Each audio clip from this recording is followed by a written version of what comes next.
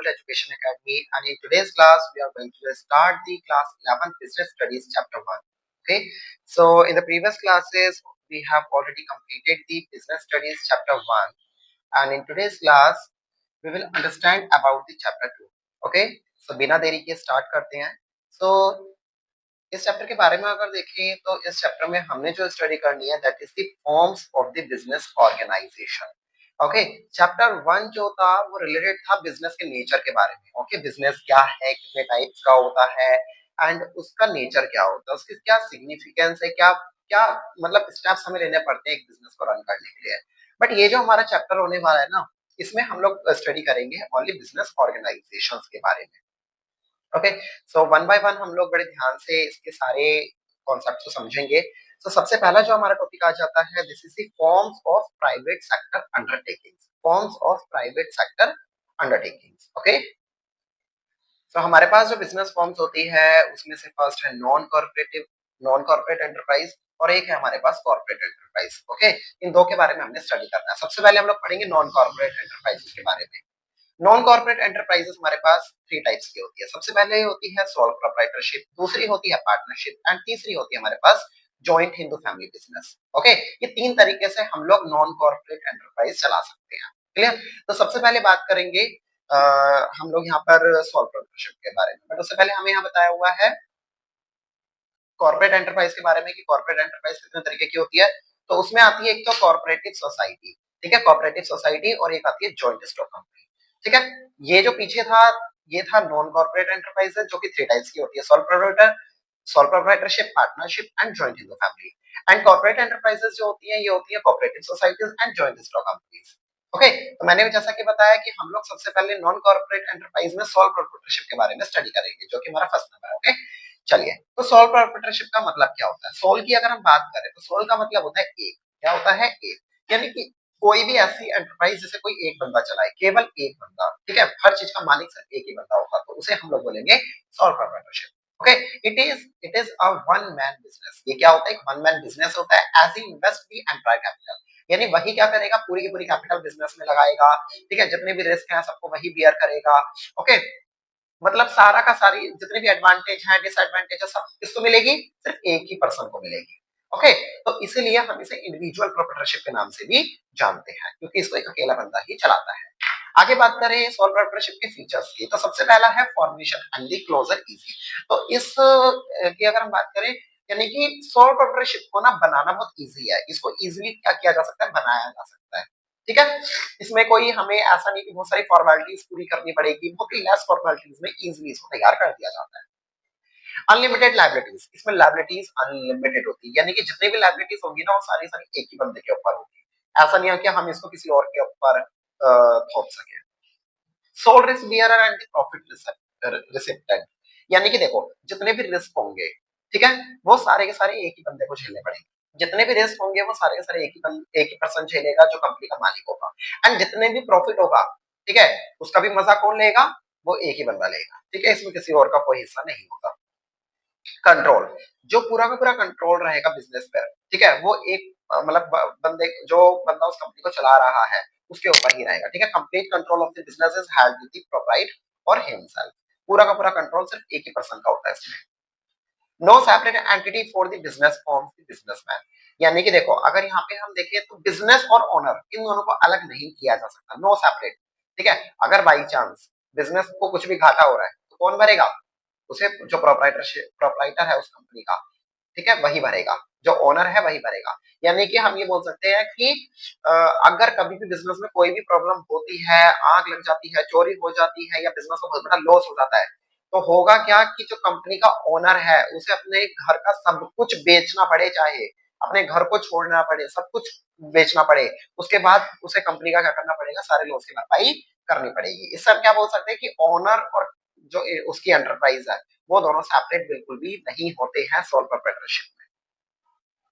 Next आ जाता है lack of the continuity. Since the business and the owner are one and the same entity, his death instantly etcetera. देखो अगर क्या होता है, कभी भी मान लो कि जो ओनर है एंटरप्राइज का, सोल प्रोप्राइटरशिप एंटरप्राइज का, इसमें सिर्फ और सिर्फ एक ही पर्सन काम कर रहे हैं, एक ही पर्सन है जो ओनर है उस कंपनी का, और बाई चांस अगर ओनर की डेथ हो जाती है, ठीक है, तो क्या बिजनेस कभी आगे कंटिन्यू रह पाएगा? नहीं रह पाएगा। तो इसमें कंटिन्यूटी नहीं होती, बिजनेस कभी भी क्या हो सकता है, खत्म हो सकता है, टूट सकता है, एक बिल्कुल रस्सी की तरह। ओके, तो ये हमारे पास क्या थे, कुछ फीचर्स थे सॉल्व प्रोप्राइटरशिप के।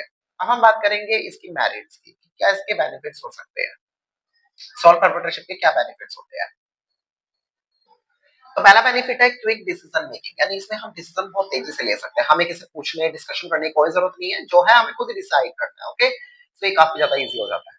सेकेंडली कि कॉन्फिडेंटली ऑफ इंफॉर्मेशन, देखो इसमें सिक्रेसी जो होती है ना वो बनी हुई रहती है, हमें कॉन्फिडेंट रहता है कि हाँ मेरी जो बात है ना वो किसी दूसरे तक नहीं जा सकती, लीक ही नहीं हो सकती। क्यों? क्योंकि जितनी भी इंफॉर्मेशन है वो मेरे तक ही लिमिटेड रहेगी, वो किसी के साथ जब तक मैं शेयर नहीं करूंगा तब तक वो लीक नहीं होगी। तो यहाँ पे कॉन्फिडेंट बना रहता है इंफॉर्मेशन का। Direct direct incentive, all the profit goes to the proprietor, यानी जितना भी प्रॉफिट होगा ना उसका मजा सिर्फ और सिर्फ एक ही बंदा लेगा। ठीक है, ऐसा नहीं है कि इसमें किसी को कोई हिस्सा मिलने वाला है। सपोज मान लो कंपनी का जो प्रॉफिट होता है ना वो एक केक की तरह है, यानी कि इसमें जो है ना पूरा का पूरा केक बस एक अकेला ओनर ही खाएगा, उसे उसको किसी के साथ काट के बांटने की जरूरत नहीं है। सेंस ऑफ अकम्प्लिशमेंट, यानी personal satisfaction by working of himself. यहाँ पे क्या होता है कि जब कोई भी प्रोप्राइटर खुद से काम करता है ना तो उसे एक पर्सनल सेटिस्फेक्शन होता है कि हाँ ये काम मैंने किया ना तो सही ही होगा। अगर मान लो कि हम कोई काम किसी दूसरे से कराते हैं ना तो हमें सेटिस्फेक्शन नहीं होता कि पता नहीं यार वो बंदा कैसा करेगा, सही करेगा या नहीं करेगा, तो हमें ना सेटिस्फेक्शन नहीं मिलता। बट लेकिन इसमें क्या रहता है कि हमें पर्सनल सेटिस्फेक्शन मिलता है कि हाँ मैंने करा है ना तो मतलब काम अच्छा ही हुआ है। आगे देखें तो easy of formation and the closure. देखो सोल प्रोप्राइटरशिप को बनाना भी इजी है और खत्म करना भी इजी है, यानी आप इस बिजनेस को इजीली या इजीली चला सकते हो और इजीली ही आप इसे एंड भी कर सकते हो, क्लोज भी कर सकते हो। ठीक है, क्योंकि इसमें ना लीगल फॉर्मेलिटीज बहुत कम होती है, क्योंकि पता है सारा काम अपने आप ही करना है, तो इसमें लीगल फॉर्मेलिटीज होती है ना वो बहुत कम होती है, आप समझ रहे होंगे इस चीज को। तो ये हमारी कुछ क्या थी, बैरियर्स थी। आगे बढ़े तो हम देखेंगे limitations of the sole proprietorship. Sole proprietorship की क्या लिमिटेशंस होती है। तो पहला है लिमिटेड रिसोर्सेज, यानी सोल प्रोप्राइटरशिप में ना जो रिसोर्सेज होते हैं वो बहुत ही ज्यादा लिमिटेड होते हैं। ठीक है, कैपिटल भी लिमिटेड होती है, क्योंकि पता है सारी की सारी कैपिटल एक ही बंदे को तो नहीं है तक देनी है, तो कोई एक बंदा कोई करोड़पति तो होगा नहीं। ठीक है, जो अपना सारा का सारा पैसा बिजनेस में लगा देगा। तो होगा क्या कि कहते हैं कि जो एक सोल प्रोप्राइटरशिप होता है ना उसके अंदर एक तो बिजनेस क्या होता है, स्मॉल होता है, बहुत ज्यादा बड़ा बिजनेस कोई भी अकेला बंदा शुरू नहीं कर सकता, या तो उसे अपने साथ दूसरे और बंदों को ऐड करना पड़ेगा ताकि वो पार्टनरशिप में काम कर सके। बट लेकिन सोल प्रोप्राइटरशिप में क्या होगा कि कैपिटल एक ही बंदे को देनी है। ठीक है, तो बिजनेस का साइज भी कैसा होता है, स्मॉल होता है। तो ये एक इसकी लिमिटेशन थी। सेकेंडली बात करें तो लिमिटेड लाइफ, देखो इसमें लिमिटेड लाइफ रहती है, सोल प्रोप्राइटरशिप पता नहीं कब एंड हो जाए। मान लो कि तुमने आज बिजनेस शुरू करा, ठीक है, और कल को बिजनेसमैन की डेथ हो जाती है तो बस खत्म एक दिन में बिजनेस, तो ऐसा भी हो सकता है। ओके, आगे देखें तो अनलिमिटेड लाइबिलिटी, एक ही बंदे के ऊपर सारी लाइबिलिटी होगी, यानी कि जो ओनर है ना सारे के सारे जो भी कर्जे हैं वो एक बंदे की कमर पे ही लटके रहेंगे। ओके, उसी को देखना पड़ेगा।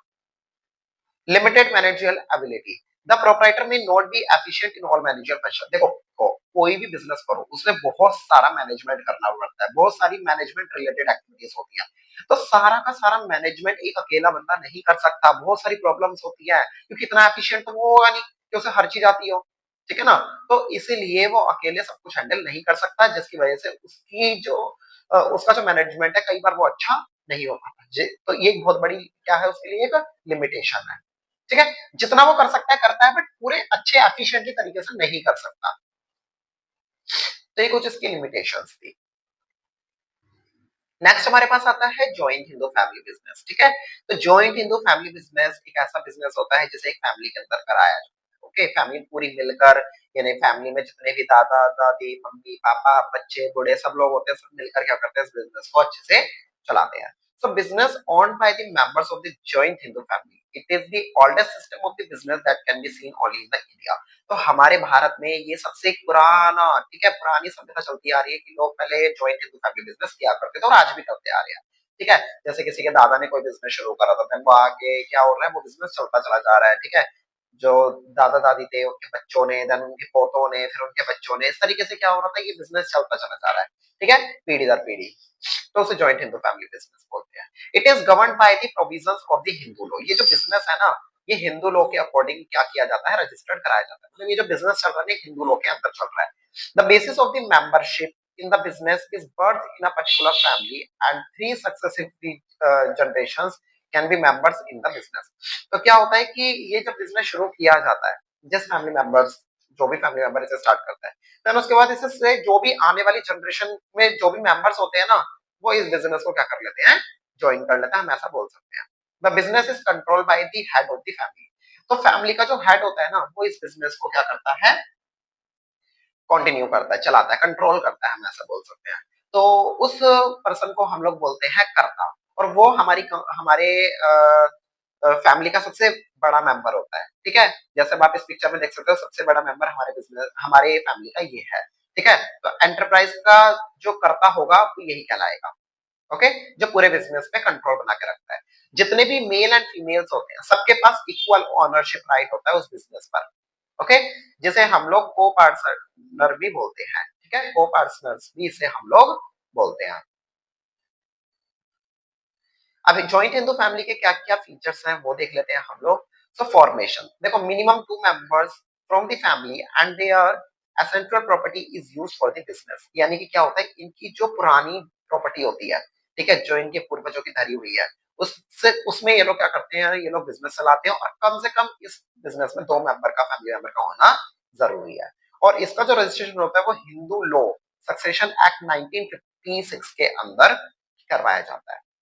सेकंड फीचर इसका ये है लायबिलिटी। तो लायबिलिटी की अगर हम बात करें तो जो कर्ता होता है ना बिजनेस का, उसके ऊपर अनलिमिटेड लायबिलिटी होती है। और लेकिन जब बाकी के जो फैमिली मेंबर्स होते हैं उनके ऊपर जो लायबिलिटी होती है वो क्या रहती है, लिमिटेड। यानी कि कर्ता की सबसे ज्यादा लायबिलिटी होगी, और बाकी जो फैमिली मेंबर्स होंगे उनकी जो लायबिलिटी होगी वो थोड़ी कम होगी। आगे बात समझ में। Third feature, control. देखो जितना भी मैनेजमेंट होता है, जितना भी कंट्रोल होता है, वो सिर्फ कर्ता ही करेगा। ठीक है, जो मैंने बताया था, जो कि एल्डेस्ट पर्सन होता है फैमिली का। Continuity, the death of the member of the karta does not affect the business. अगर मान लो फैमिली में किसी मेंबर की डेथ हो जाती है, कर्ता की डेथ हो जाती है, तो बिजनेस के रुकेगा नहीं, ये बिजनेस लॉन्ग चलता चला जाएगा। ठीक है, इसे कोई भी फैमिली का मेंबर चलाता चला जाएगा, इसका कभी दिया नहीं हो सकता। Minor members, members membership by the birth. देखो जैसे ही कोई भी फैमिली में नया बच्चा आता है, तो तुरंत ही उसे उस बिजनेस का हक दे दिया जाता है, यानी उसको भी उस बिजनेस का अधिकार दिया जाता है जैसे ही बच्चा पैदा होता है कोई भी। ठीक है, तो माइनर को भी मेंबर बनाया जाता है, हम ये कह सकते हैं। तो ये हमारे कुछ फीचर्स थे जॉइंट हिंदू फैमिली के। ओके, सो ये एक्ट बताया हुआ है जिसके अंदर मैंने बताया कि हिंदू बिजनेस जो है हमारा। जॉइंट हिंदू फैमिली की कुछ मेरिट्स भी बता रखी है। सो मेरिट है सबसे पहली हमारी इफेक्टिव कंट्रोल। तो no conflicts among the members. इस family member, joint Hindu family member में कभी भी लड़ाई झगड़े नहीं होते। क्यों नहीं होते? क्योंकि डिसीजन जितने भी है वो एक ही बंदा लेगा, बस करता। ओके, तो प्रॉब्लम वाली कोई बात ही नहीं है। सेकंड आप देखोगे continue existence even the death of the कर्ता। जैसा कि मैंने बताया कि अगर कर्ता है किसी फैमिली मेंबर की डेथ होती है तो बिजनेस रुकेगा नहीं, ये चलता चला जाएगा। लिमिटेड लायबिलिटी, लायबिलिटी जो होती है ना वो लिमिटेड रहती है इसमें सभी मेंबर्स की। बस एक्सेप्शन क्या है कि कर्ता की लायबिलिटी अनलिमिटेड रहती है। Increase loyalty and corporation, the business is treated as a pride to the family. ये जो देखो फैमिली जो बिजनेस होता है ना, ये बहुत बड़ा एक प्राइड होता है। ठीक है, उनके लिए एक बहुत बड़ा प्राइड होता है कि हाँ जी हमारा फैमिली बिजनेस चल रहा है, तो कोई प्रॉब्लम वाली बात नहीं होती, उनके लिए प्राइड वाली बात है बल्कि है। तो ये जॉइंट हिंदू फैमिली की क्या थी, कुछ मेरिट्स थी। लिमिटेशन से बताई हुई है जॉइंट फैमिली की कुछ, वो है लिमिटेड रिसोर्स। सबसे पहले है लिमिटेड रिसोर्स, यानी depend mainly on the ancestral property. यानी देखो जो इनकी पुरानी पूर्वजों की धरी हुई जो प्रॉपर्टी है उस पर डिपेंड करते हैं इनके रिसोर्सेज। अगर इनके पास प्रॉपर्टी अच्छी है तो इनके पास रिसोर्सेज भी अच्छे होंगे। ठीक है, अगर इनके पास प्रॉपर्टी अच्छी नहीं है तो इनके पास जो रिसोर्सेज रहेंगे वो लिमिटेड रहेंगे। ठीक है, तो बेसिकली हमने जस्ट एक लिमिटेशन निकाली है, that is limited resource. Second है अनलिमिटेड लायबिलिटी। मैंने बताया कि कर्ता की लायबिलिटी अनलिमिटेड होती है, सारे कर्ज उसके ऊपर होते हैं। डोमिनेंस ऑफ कर्ता, the leadership of the karta may not acceptable to all the members in the family which may result even to the breakdown of the family। देखो कई बार क्या होता है कि जो कर्ता होता है ना, कर्ता ने कोई डिसीजन लिया, अब वो किसी फैमिली के मेंबर को अच्छा नहीं लगा, बच्चों को अच्छा नहीं लगा, ठीक है, या उनके कोई चाचा ताऊ मामी कोई भी उनको अच्छा नहीं लगा, तो इसकी वजह से क्या हो सकता है कि जितने फैमिली मेंबर है ना वो क्या करेंगे कि कहते हैं फैमिली, मतलब इससे फैमिली का बॉन्ड टूट सकता है। फैमिली के जो इनके मेंबर्स हैं वो उनसे नाराज हो सकते हैं, उसे बात नहीं करेंगे, ठीक है, लड़ेंगे झगड़ेंगे, तो इस तरह की चीजें हो सकती हैं अगर वो उसके डिसीजन से सहमत नहीं होते। लिमिटेड मैनेजरियल स्किल, द कर्ता may not be expert in all the area of the management. जैसा मैंने बताया कि मैनेजमेंट में कोई करता इतना पढ़ा लिखा या हम बोल सकते हैं इतना इंटेलिजेंट है नहीं जो सारी की सारी मैनेजरियल एक्टिविटी कर सके, तो ये एक बहुत बड़ी प्रॉब्लम बन सकती है। ओके, सो ये लिमिटेशंस थी इसकी जॉइंट फैमिली। आज की वीडियो में बस इतना ही। नेक्स्ट क्लास में हम लोग सीखेंगे पार्टनरशिप के बारे में और उसके भी फीचर जैसे हमने बाकी सबके देखे। तो आज इस वीडियो में हमने कवर करा joint into family business and solve proprietorship. Okay, so I hope कि आपको सारे के सारे कॉन्सेप्ट्स क्लियर हुए होंगे। अगर आपको वीडियो अच्छी लगी हो तो प्लीज लाइक कीजिए एंड चैनल को सब्सक्राइब कीजिए एंड ज्यादा से ज्यादा शेयर कीजिए। मिलते हैं हम लोग अपनी नेक्स्ट वीडियो में। Till then bye bye.